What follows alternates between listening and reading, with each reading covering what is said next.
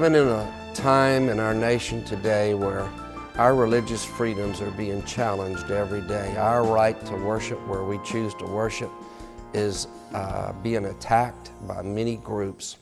Did you ever wonder who is out there on the front line for you trying to protect your First Amendment right to worship where you choose to worship?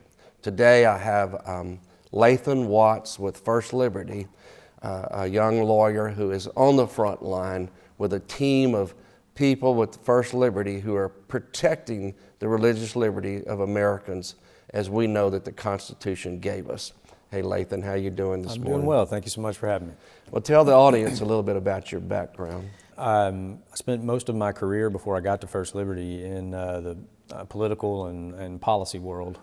Did a lot of political campaign work for some great public servants, Congressman Hensherling from Texas, who's now retired, so that sort of dates me a little bit, I guess. But and Governor Rick Perry, who just recently finished as Secretary of Energy, and U.S. Senator John Cornyn. And I did that because I've always been a little bit of a wide-eyed idealist, and I wanted what I did for a living to matter in the grand scheme of things, and that's what sort of drew me to the political and public policy world. I also ended up serving 4 years on the city council in the city where I live, and enjoyed that experience a great deal, and felt like I was able to do some good things in my time there. But when I heard about First Liberty Institute and what they do, it was very clear to me that that's where I wanted to put my talents to use. And so I sort of nagged the HR director for about 3 years, and she finally gave up, and they brought me on. They wanted somebody with a legal background to be a part of their team to help sort of explain the legalese to the general public and why what we do is important, why they should care about it, and pay attention to it and support our work. So they have much better litigators than me. They don't need me as a lawyer, but I do my best to try and explain what can sometimes be some complex issues to the public out there. You're actually the director of communications for the That's First correct. Liberty Institute. That's correct. And as I understand your background, you got a degree from Harding College in Searcy, Arkansas, and then you went to the University of Mississippi Law School. And I hear you say not only have you worked for many public servants, but you were a public servant for a number of years. As a director of communications, First Liberty is not only putting lawyers in the courtroom to defend individuals' First Amendment rights, but you're also heading up their educational program to reach out to schools and businesses and communities to educate them on what their constitutional rights. Is that kind of what I understand your role is? I think you've got it, yeah. So, you know, the founders of our country sort of expected that we, the people, would be the first guardians of our own liberty. And you cannot protect your rights if you don't know what they are. Yeah. And so a lot of what we do is helping people understand what their rights are. And we do have a lot of resources through our website and outreach, you know, that we do. We have a fellowship program for undergraduates that's been very successful. But a lot of our focus is through media and lots of other channels, educating the public about the issues that are being litigated and how it would impact them, and so that they know that there is an organization that this is all we do. That's the only area of law that First Liberty Institute practices in, is defending religious liberty. And we defend people of all faiths all over the country. Any person, no matter their faith, if they are seeking to just live according to what they believe in a way that's consistent with the law and the Constitution, we will defend your right to do so, and at no charge. We are a 501c3. We're supported by donors from around the country, and that way the client never gets a bill. Well, Lathan, growing up in Arkansas, like me growing up in Louisiana, did you ever believe we would be living in a time when cities and counties and various public bodies are trying to pass ordinances or laws that say when we preach the Word of God that we're creating hate in the atmosphere and that we're causing, hate, litigation, hate conduct Did you ever believe that we would? I mean, these are the words that I've heard coming out of many groups, kind of like the Southern Poverty Law Center. Even the former mayor of Houston, Texas, not far from where you live today, had gotten an ordinance passed. Well, since it's been removed, but it was an ordinance that was giving the city, the mayor, the right to look at the manuscripts, the sermons, the messages that were to come from the church, whether it be a pastor or a priest or a rabbi. Did you ever believe you would see that in your lifetime in this country? I really didn't, and you've described some very sort of extreme scenarios. And the First Amendment has two clauses: the Establishment Clause and the Free Exercise Clause. And the founders put that in there first for a reason. I believe that they understood that if government is ever allowed to invade that space between man and his God, or Jefferson called it the right of conscience, between man and his own conscience, and force someone to do something that violates their deepest held convictions, then there's literally no limit on what government can do. And I truly believe that's why religious liberty is the first liberty protected in the Bill of Rights. That's where our name comes from. And the Establishment Clause was intended to prevent there ever being an official church of the United States of America.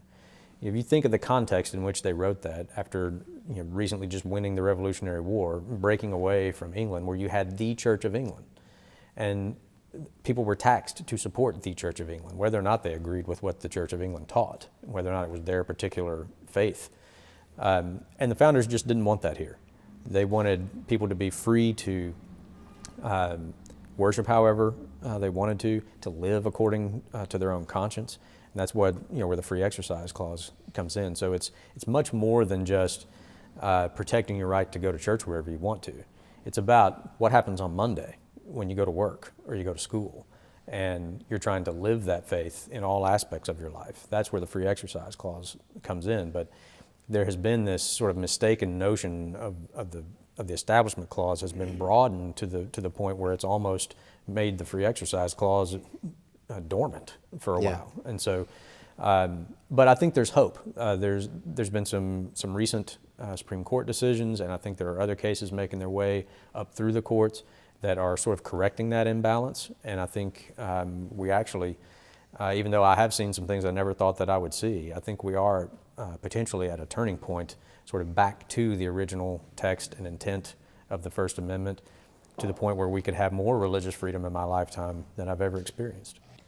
Looking back, and I did write a law review article in law school called Trans World Airlines versus Hardison. It was a Seventh-day worshiper, and it's about employment contact towards the religious beliefs of individuals. But I also have been involved in some First Amendment cases and understand that there has to be a balancing between the protection of that liberty and what might constitute outrageous conduct. Right. Am I right on the law? Absolutely. I hadn't really worked on it in years. But so the balancing is the courts have to look at what's outrageous. And what I saw in recent years in this country was when we get to the extremism of saying preaching the Word of God or speaking out of the Torah or by a rabbi or a priest giving praying a rosary or giving a mass constitutes outrageous conduct or hate crimes, is extreme ridiculousness. And so I'm grateful that First Liberty is stepping up, because it really comes down to darkness trying to take over the light in which this country was founded upon. And I know, as being a constitutionalist like you are, and I'm listening to you, and you know it well, we were, that First Amendment was the most important reason. They did come over here for that reason. And they didn't want to be told by the Church of England what they had to do. That's the bottom line. So, but there is a balancing, and and we cannot let extremists take this precious right that we have. And I'm really thankful for what you and First Liberty does, and I know there's others, but today we're talking about First Liberty Institute. Tell the audience a little bit about your colleague Kelly Shackelford, because I consider him one of the best constitutional lawyers in America. I would agree, and he is the CEO, the president, chief counsel, and every other title we can give him for First Liberty Institute. And he's been doing this type of work for over 30 years now. And he would tell you that although he has seen things, attacks on religious freedom intensify, both in number and degree, but we have reached a point where there is hope. And I think even our case just last year that was handed down in June by the U.S. Supreme Court, where we defended, our client was the American Legion, but the issue was World War I Veterans Memorial, the Bladensburg Peace Cross, which sits in Bladensburg, Maryland, right outside of Washington, D.C.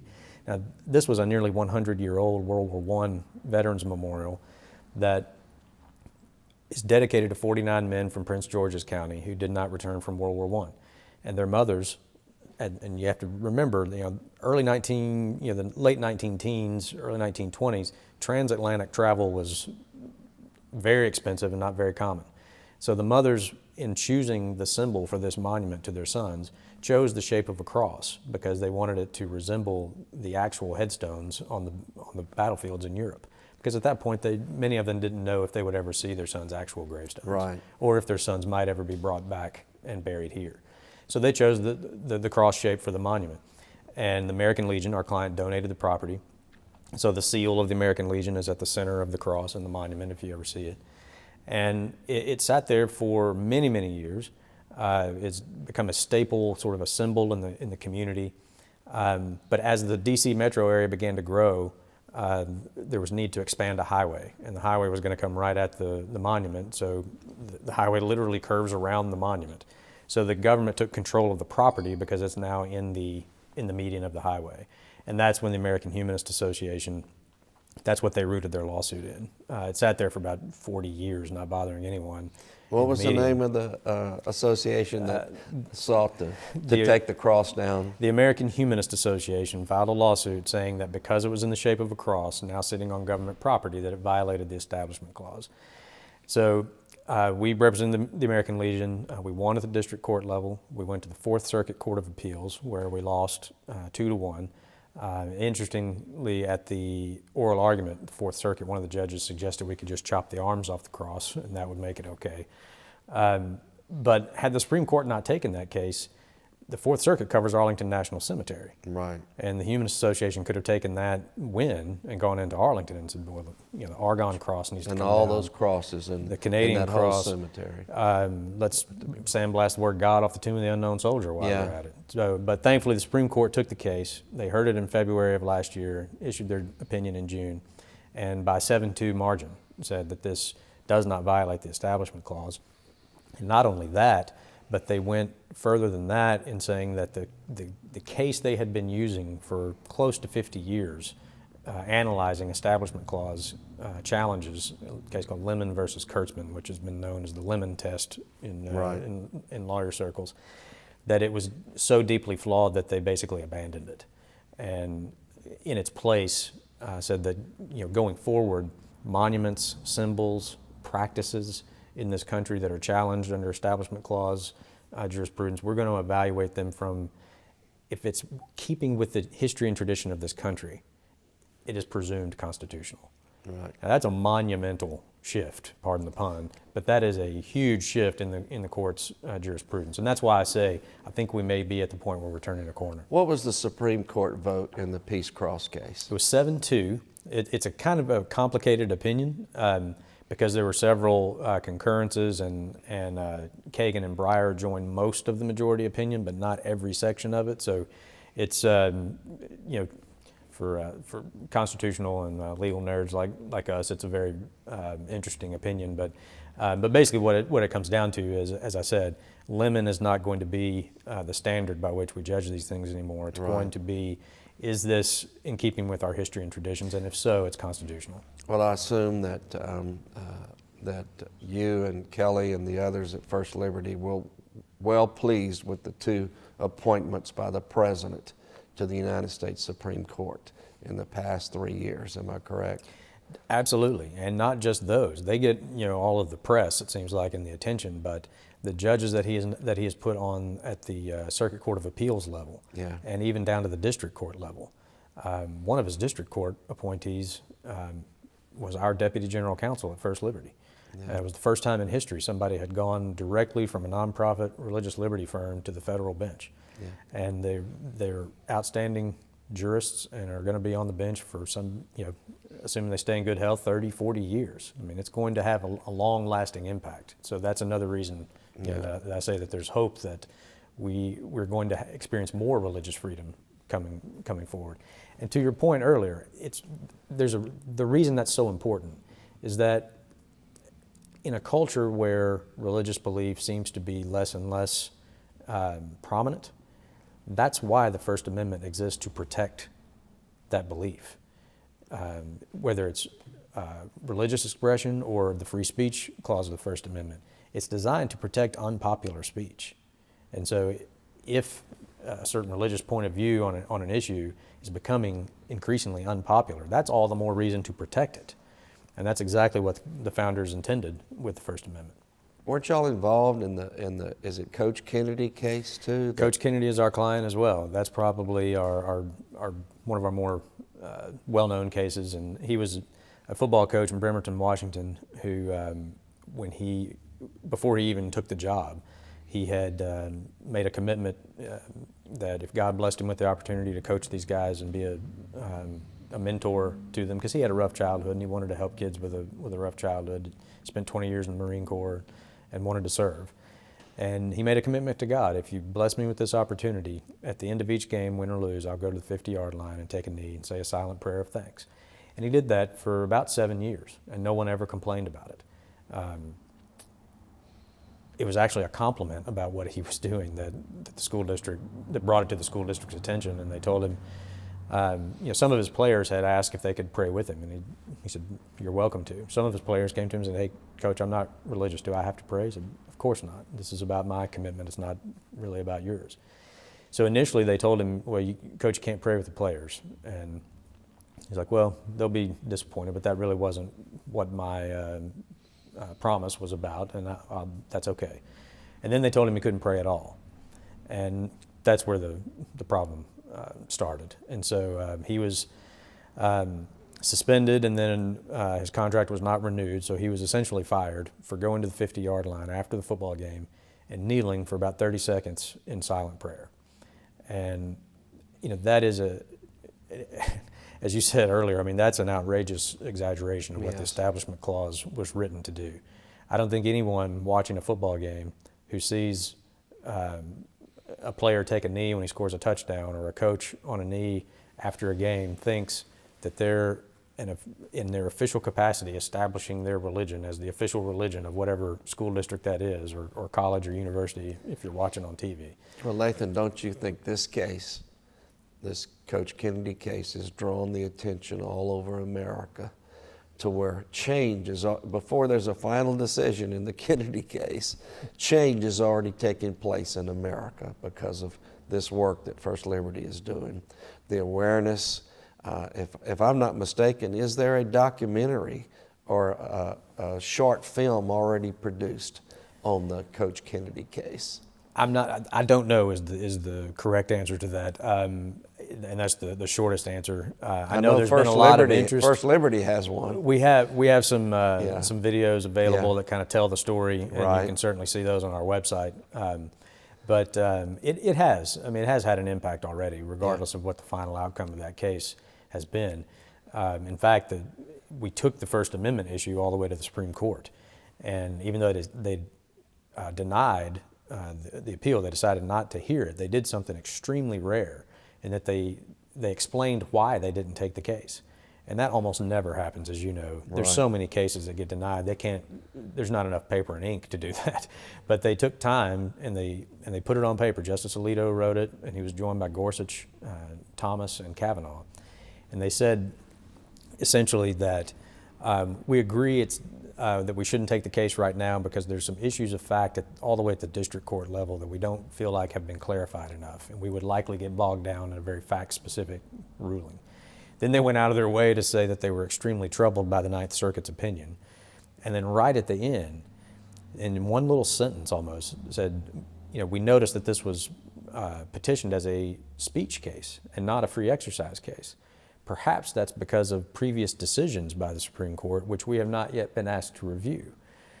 Now, that's not subtle from the Supreme Court. In layman's terms, what is the Supreme Court telling? What they're saying is there's an old case called Employment Division versus Smith that has made free exercise cases almost impossible to win.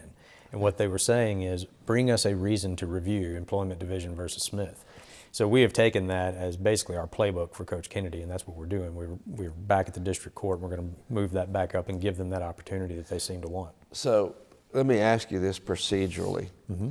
I know they've given you an invitation for another case, but where does Coach Kennedy stand now? Because technically that wasn't a remand, was it? That was a writ denial with an explanation as to why they denied the writ. So we are back at the district court level, basically taking our cues from that explanation.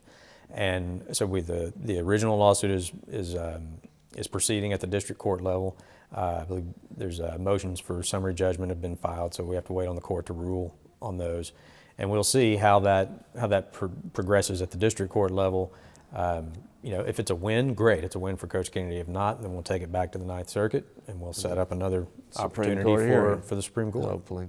So what district is that case pending in?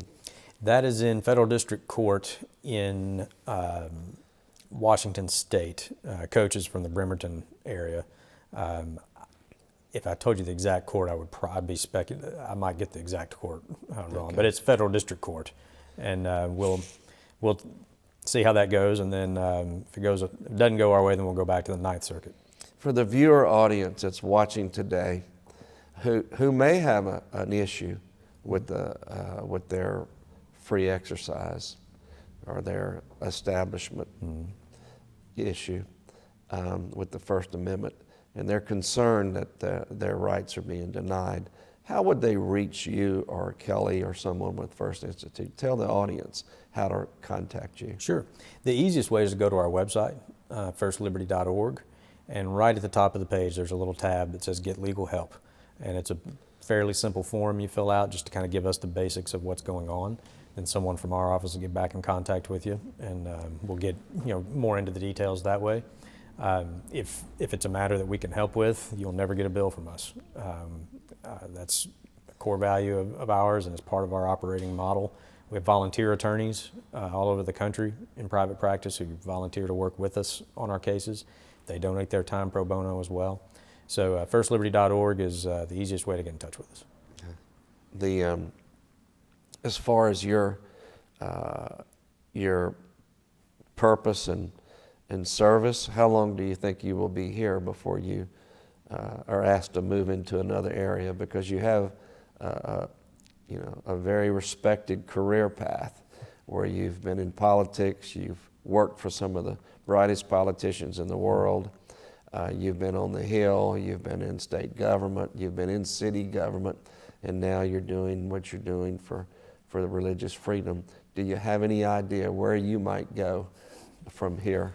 And I know by saying you're not going to get in trouble with First Liberty, but I'm curious as to what. Well, what I'm your flattered by your are. question. I have learned over sometimes the hard way that just about when I think I've got it all figured out as to what path I'm supposed to be on and where I'm headed, that's usually when God reminds me that that it's not really up to me. Yeah. So I don't try to look too far ahead. I'm very happy doing what I'm doing and working for this cause. I can't think of a better cause to work for.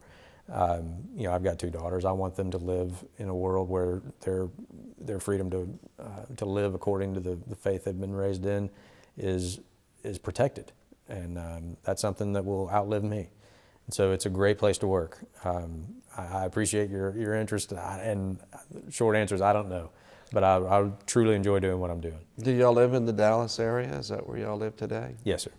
First Liberty is there in the Dallas area, and my kids were born there, so they're native Texans, and I married a Texan, and you're not going to get a Texan out of Texas that again. Answers the, yeah, that answers the question. She did a detour in Mississippi while I was in law school at Ole Miss, but I don't think she's. So y'all were married before you went to law school, then, is what we got married after my first year. Okay. After first year of law school. Yeah.